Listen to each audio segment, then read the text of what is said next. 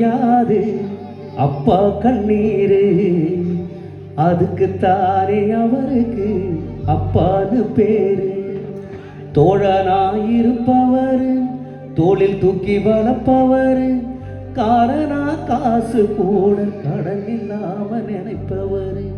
பட்டினியில் படுப்பவர் பணங்காசு கொடுப்பவர். ஆக மொத்தம் சொல்ல போனா ஆண்டவருக்கு அடுத்தவர், ஆண்டவருக்கு அடுத்தவர்.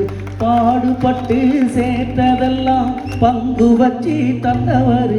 நான் பாசத்தோட நடந்துக்கிட்டா பகைய கூட நம்புவாரு.